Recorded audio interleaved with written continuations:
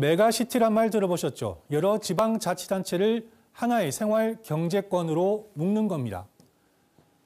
부산, 울산, 경남 등 세 자치단체도 동남권 메가시티를 추진했고요. 올해 출범을 앞두고 있습니다.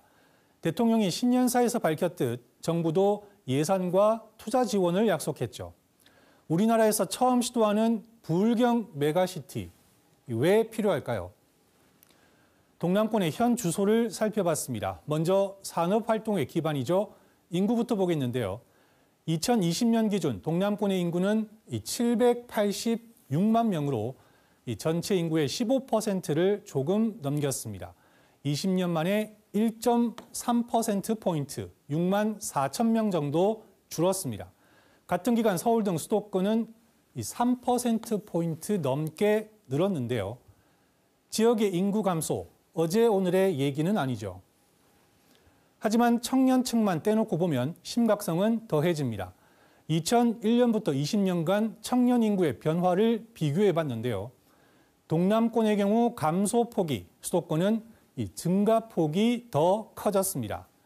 이 기간 동남권에서 수도권으로 빠져나간 인구의 90%가 청년층으로 41만 8천 명에 달했습니다.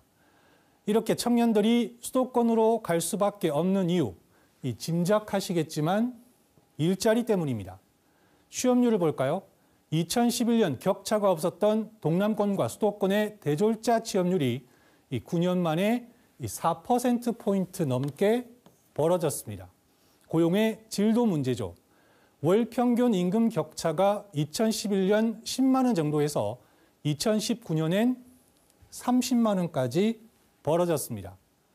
이 원인을 찾으려면 동남권 경제의 실태를 파악해야겠죠.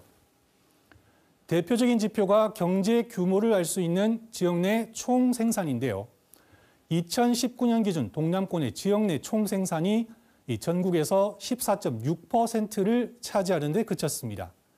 20년 전보다 오히려 2%포인트 넘게 줄었죠.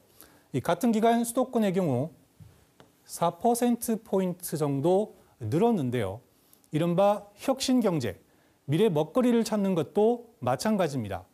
이 동남권 기업은 예산 대비 연구개발 투자액 비중이 20년째 제자리 걸음인데요. 그러는 사이 수도권과의 격차가 10배 이상 벌어졌습니다. 인구와 고용, 경제 지표에서 수도권 집중 현상이 얼마나 가속화했는지 여실히 드러나는데요. 부산, 울산, 경남이 지방 소멸의 위기에 맞서 덩치를 키우기로 한 것도 이 때문입니다. 시험대에 오른 동남권 메가시티가 순항해야 하는 이유이기도 하죠. 지금까지 경제머니였습니다.